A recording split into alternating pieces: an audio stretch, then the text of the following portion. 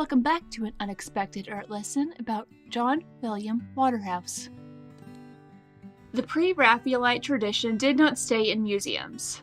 It filtered forward through a century of image making and eventually found its way onto city walls, where two contemporary artists have been working with its core concerns in ways that speak directly to everything Waterhouse was doing with his doomed, luminous women. Because of course we're talking about street art. You should expect this by now. It's why you're here, isn't it, listeners? I thought they were just here for my witless banter. But yes, the two artists that we picked in relation to Waterhouse are definitely some of the more interesting ones I've found so far. The first up is Audrey Kawasaki. She works small by street art standards, painting directly onto wood panels and gallery walls, her figures emerging from the grain of the surface itself. Her women are young, pale, often partially undressed, rendered in a style that sits somewhere between Art Nouveau and, yes, there will be an Art Nouveau talk at some point. It's one of my more favorite subjects when it comes to fine art discussions. Illustration and Japanese wood block printing. The immediate impression is of something delicate and beautiful. The sustained impression is of something deeply unsettling. Kawasaki's women look out from the surface of the wood with expressions that are impossible to read cleanly. They're not sad exactly, they're not exactly threatening either, but present in a way that makes you feel you've interrupted something private, that one kind of pivotal moment, much like Waterhouse. The wood grain runs through their skin and hair as if though they are emerging from this material or dissolving back into it. And that ambiguity is the whole point. These are figures caught at a threshold, not fully in the world, not fully out of it. Waterhouse would have recognized them immediately. And they really are stunning, the way these women are staring at you, and they're almost ethereal in a way.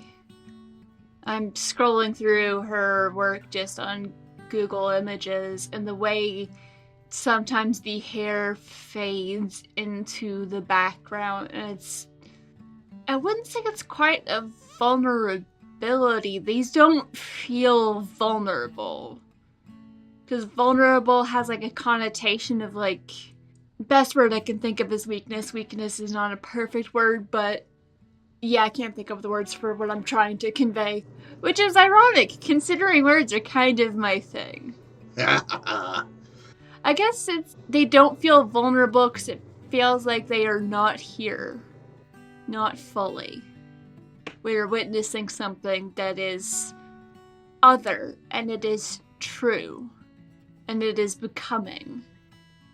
It's almost like these are like ethereal or otherworldly images that you're capturing that one point in time with these particular subjects. It's like you're looking into another world or another place. If you're walking by and you're making eye contact with someone who is not of this world and they see you as you see them in this, using the word again because I don't have a better word, but vulnerable state. But they are not shying away from the fact that they caught you looking. They almost had that kind of serenity to them as well, just how that moment is caught, that they're both, and I guess I'm going to paraphrase on your choice, vulnerable, but otherworldly at the same time. Yes, serenity is absolutely one of the words I was stuck trying to remember. I'm just having a bad words day. I'm sure I'll find my words eventually, probably after this recording. Because that's sometimes how it works, and that's okay. What Kawasaki does that connects directly to the Maria conversation is refuse to explain her subjects. There is no caption in the image that tells you what these women are thinking, or what they have done, or what is about to happen to them. They're just there. No detail, no explanation. The ambiguity is not a gap in the work, it is the work. She trusts the figure to carry the weight without narration. The same trust Waterhouse placed in the Lady of Shalott sitting in her boat. and the same trust from software placed in Maria rising from her chair. All three of them understood that over-explanation kills a certain kind of subject. Some figures need to be witnessed, not decoded. And as someone who feels the chronic need to over-explain things because of anxiety and other reasons, having something that can just exist and you don't need to offer explanation for it to draw people in is a special kind of magic. And I do agree that if there was explanation or story or additional information to go with these pictures, I feel like that would draw away from Audrey's work. That would draw some of the attention away from the artistry and the mix of simplicity and intricacy. Which also kudos to her for being able to combine those two, because those two words do not usually go together that well. It is simple and intricate.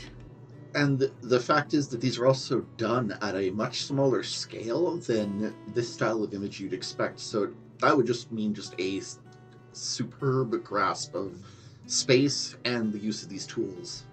In some ways, I would imagine working on a smaller palette or canvas would make things easier, at least in terms of, making sure like the sizing and proportions are the way you want them to be.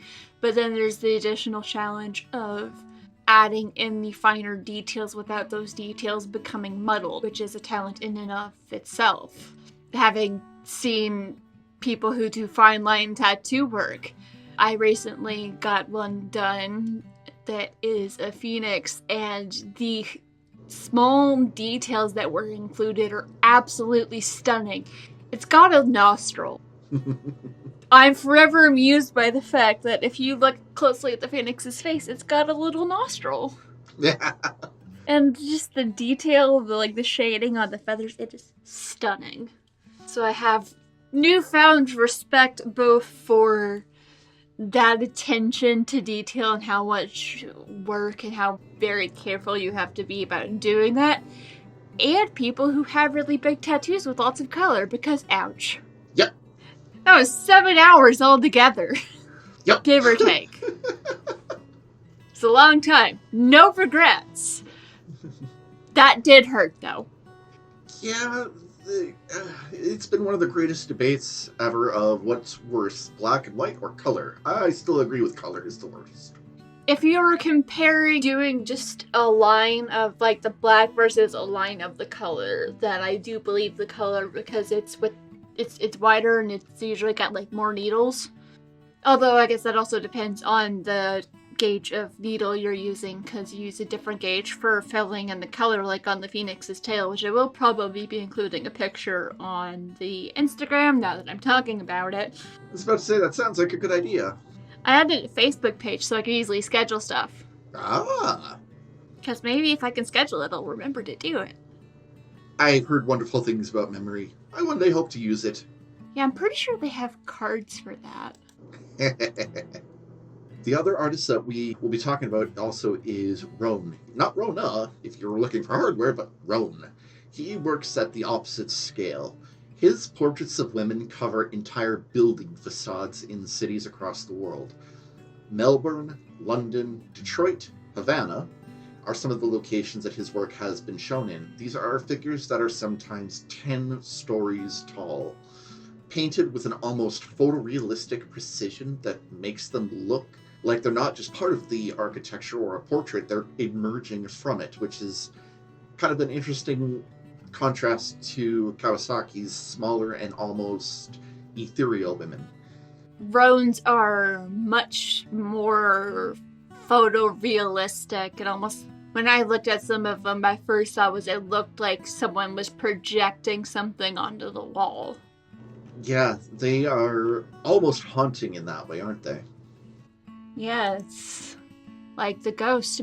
Imagine what these walls have seen. These walls see you. It's a really creepy way for me to say that. I like it.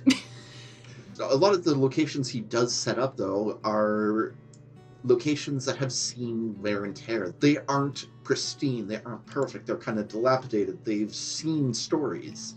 which I think is part of what he is capturing within these. One of my favorite pieces that I've seen that's on his page is called Fall from Grace. They are portraits done over top of just brick walls. Other flyers, posters, promotional things are just barely seen beyond it. Oh, Fall from Grace with the dark hair and that hints of bright pink in the lipstick. Yep. Like that contrast. Like it a lot.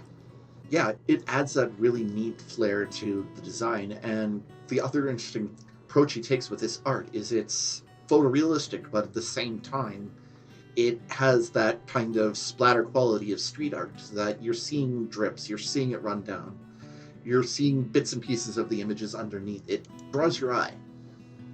It makes it difficult to look away from, and I'm guessing we also don't get an explanation for who these women are. Nope. They're just there in the forgotten and dilapidated places, just blending in with the way things fall apart. Ooh, I also like Darkest Before Dawn with its hints of blue as well as the pink. Yeah, that one is beautiful too. They're all beautiful. Fair point. That's, I guess, one of the other things I've just realized is, well, Kawasaki's figures often weren't looking directly at the viewer, or their gaze was kind of almost looking through you. These are all images that are challenging you. They're often looking directly at you or through you as well, I guess, for some, but Darkest for the Dawn is one that just gave me that realization. They're not looking away. It doesn't feel like they're asking something. It's almost like maybe they're just waiting. Mm-hmm. Continuing from where Kawasaki's women have these very intimate and interior feelings to them, Roan's, on the other hand, are these monumental and exposed, subject to weather and light and the slow decay of the city and the world around them. That decay is not incidental to his work, it is part of the medium. Roan has spoken about how he chooses buildings that are already deteriorating, structures that are being reclaimed by time, because the gradual fading of the portrait also becomes part of what the portrait is saving. His women do not age, the walls behind them do. The image persists while everything that supports it falls away. The world and time try to wear down women. Try to wear us down, tear us down, but we don't flinch. We don't give in. We're still here.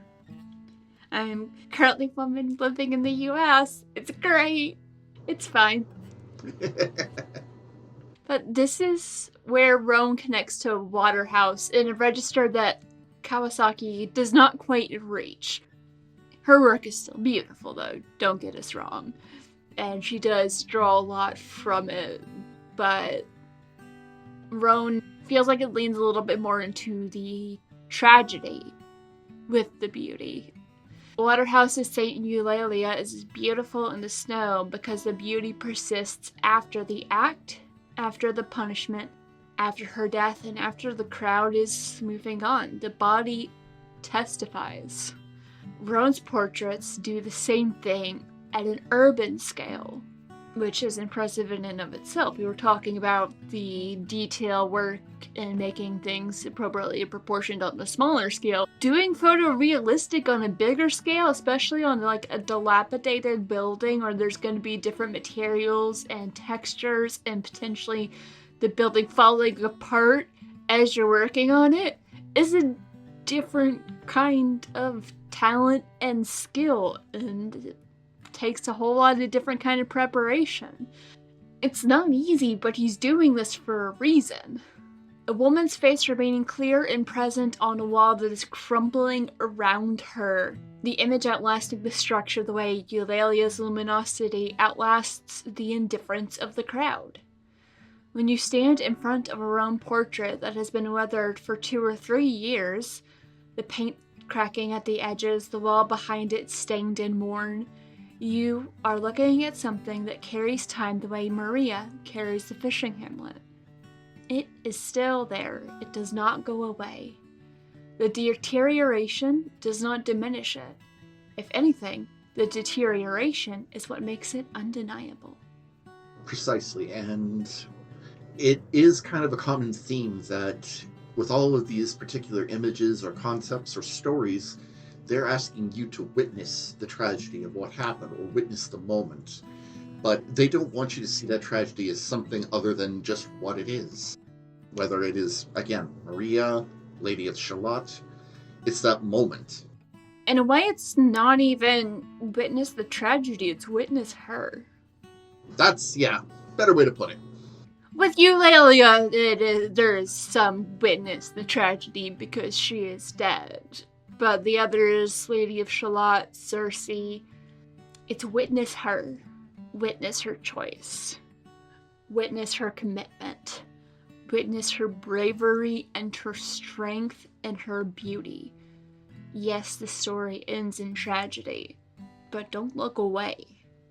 Witness her. And because girl power. No arguments here. And this is kind of what brings us back to Waterhouse. You put Kawasaki and Roan next to each other, and you have the full range of what Waterhouse was working with. Kawasaki gives you that interior threshold, the woman caught between worlds at this intimate scale, present but unreachable. Roan takes that idea and gives you the public testimony. The figure that persists in the face of decay, beautiful and exposed and impossible to look away from. Maria contains both of those registers. In the clock tower, she is Kawasaki's subject, sealed away, private, existing at a remove from the world outside. In the fight, she becomes more like Roan's portraitures, her body a public testimony to everything she has been carrying, each phase stripping away another layer of that wall until what is underneath is truly visible. And she gets to be truly, fully, unapologetically herself. Lady Maria is not the only woman in games who exists at the intersection of beauty, violence, and an irreversible act she cannot put down. There are many, many, many. Two other characters occupy similar territory, and looking at them alongside Maria clarifies what From Software achieved with her and what makes the Waterhouse connection so specific. I totally agree that there are definitely a lot more subjects we can pull from on this one. These were just the two that came the most to mind for them. The first would be the character 2B from Nier Automata. She arrives in one of the most visually striking introductions in recent game history. She is an android, a warrior unit designed for combat, and she moves with this precision and elegance that reads immediately as something beyond mere efficiency. Her design is deliberate in its contradictions. A white dress, a blindfold, weapons that almost appear from nowhere and disappear just as cleanly. She feels beautiful in a way that Cersei is beautiful, with this completeness that almost has this architectural feel that every choice is well thought out, as though every element of her appearance is considered and resolved. And much like Cersei, the beauty is not separate from the capacity for violence. It is the same thing wearing different faces. Because beauty does not negate deadly. Sometimes the most beautiful things, I mean, if you think about it in nature, things that are brightly colored as a warning to stay away. This is deadly. Stay away, I will kill you. Happens in plants and animals. What Nier Automata does with 2B that connects to the Waterhouse framework is structure her tragedy around a secret she is required to keep from someone she loves. I love that the Killbot has someone that they love. I love that detail. This game has stories within stories within stories. Yes! Big fan. Without going too far into the game's revelations, also because I, the one person reading this, have not played the game. I need to. I've heard wonderful things. I have not played the game yet. 2B exists in a state of permanent threshold, performing a role that costs her something irreplaceable every single time, and performing it with complete composure, because composure is the only defense available to her. That is tragic in such a beautiful way. You must play this. I do. I need to play this and need to play Bloodborne. It's on the list. She cannot put the thing she carries down. She can only carry it with grace. There is no escape. This is who she is. This is her life. And the only thing she can do is accept it and do what she must do. That is Waterhouse's subject exactly. A woman whose inner life is enormous and whose exterior is immaculate precisely because the interior has nowhere to go. Which, in situations like that, it's only going to be so long before something breaks or something explodes. You can't keep that in forever. And these women, they become beautiful and legendary the moment they decide, nope, my life, my choice. Precisely, and I do like that each of these women do have that pivotal moment, and even 2B, when that particular story changes, it is one of the more pivotal moments in gaming storytelling that still stands out to me. However, where 2B does differ a little bit from Maria is the direction of the tragedy. Maria's irreversible act is something that she did, while 2B's is something being done to her, a system that she is trapped inside rather than a choice she has made and owned. In the end, that distinction does matter. Maria's isolation is self-imposed. The clock tower is the chosen consequence, while 2B's is structural, built into what she is. Both of them are carrying something they cannot necessarily set down, but the weight does sit differently for each of them, and you feel that difference in how each of them move through their respective worlds. Maria has the stillness of someone who has already made peace with what she has done, even if that peace is kind of a permanent grief. 2B, on the other hand, has the tension of someone managing something in real time. This grace is an ongoing effort rather than this settled state. Maria has made her peace with what she has done, while 2B is realizing that the system needs to change. It's all in the choice. Maria chose. 2B had things chosen for her, and thus she is unbalanced, unsettled, straining in her own way against the choices that were forced upon her until the time comes when, I'm assuming, she chooses something different. Loudly and with violence. Yeah! Get it, girl. It's time to call back another character that we have touched on earlier. Senua from Hellblade, Senua's Sacrifice. She takes the interior dimension that Kawasaki works with and makes it the entire architecture of the game. Senua is a Pictish warrior traveling through a vision of Norse hell to recover the soul of her dead lover, and the game is built around her psychosis. The voices in her head rendered as actual audio that surrounds the player through headphones, which is such a cool effect. Chef's kiss, beautiful, love it. Sounds deeply unsettling depending on the timbre and what the voices are saying, but just such a good detail. I like audio. The world she moves through, shaped by her perception of it rather than any objective reality. Yeah, just reading this sounds exactly like the feeling that I get looking at Audrey Kawasaki's work. Senua is completely alone in the way that even Maria is not. Maria chose her isolation because she has to keep the monsters at bay. Senua cannot escape hers. And she's on a journey that you kind of can't help but root for her, even if I don't know what the cost is to bring back the soul of a dead loved one, but that's not going to be a small cost. I know mythology. I know Orpheus and Eurydice. Death is not a thing to be played with lightly. No. But what would you be willing to do? What would you be willing to give up to rescue your love? And that is... Maria had chosen her isolation because of her actions. To be had that situation put on her. Well, Senwa, the situation is inside her. It's kind of an interesting way of each moment being presented, and in this particular situation, what connects Senwa to the Waterhouse tradition is the way the game treats her suffering as testimony rather than spectacle.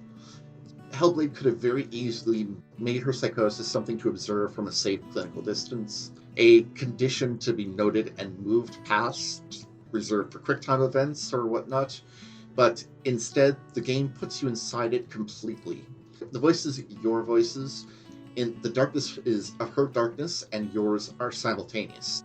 The fact is that this game does not do justice without headphones on, and it is beautiful and creepy all at the same time. And this is what pulls it back to an interactive version of this, is almost what Waterhouse did with Saint Eulalia in the snow. You cannot be the indifferent crowd just moving past. The game literally prevents you structurally in the design itself. It does not give you that distance. You are in the courtyard. You are present for what this cost. And you get to see the choice of that cost. The guilt Senua carries for her lover's death, for leaving her community, for surviving things she believes she caused, sits in the same register as Maria's guilt about the fishing hamlet. Which, also now understanding the context of she blames herself for her loved one's death, that absolutely explains the feeling of isolation. When you have someone that is that important to you, that is that much a part of you, and you lose them, it is devastating, and you feel so alone for so long, and it's the kind of pain that never really fully goes away. My favorite comparison is grief is like a ball that is inside of a box, and every time the ball touches the walls of the box, it hurts. When you first start out, it's a really big ball, so it's constantly touching the walls. But over time, it starts to shrink a little bit, and a little bit. And it still touches the walls, but not as often, and may not hurt as bad, and sometimes it might get bigger.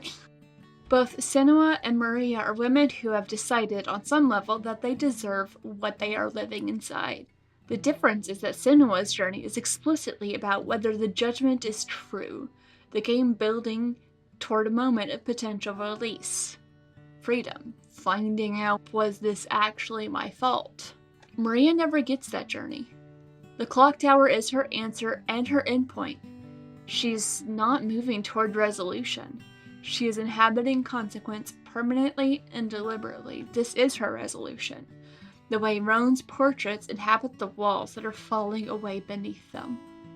You put all three of them together, and you can see what makes Maria specifically Waterhouse's subject, rather than belonging to some broader category of tragic female game characters. 2B has the grace and the secret and beauty as armor, but her tragedy is systemic rather than chosen. Mood. Agreed. Senua has the isolation and the guilt and the interior world made exterior, but her arc is oriented towards healing, towards the possibility that the judgment she has accepted about herself might be wrong. Maria, on the other hand, has neither the systemic trap nor the redemptive arc. She has made a choice that she will be the wall at the fishing hamlet. She has judged herself, she has built her consequence with her own hands, and sealed herself inside it. And then she waits with complete composure for whatever comes next. There are many ways to deal with tragedy and to deal with the things that we have to choose or the choices that are made for us. Everyone has their own story, and you just get to live yours. That is the Lady of Shalott in her boat. That is Circe standing in the water after the poison has been poured. That is Saint Eulalia in the snow, luminous and still, the crowd moving past. And so many others. It's amazing how just taking a simple moment, a simple snapshot from the right part of a story can have such a profound impact. Precisely, and that's kind of what Waterhouse does, is he makes those moments real to you.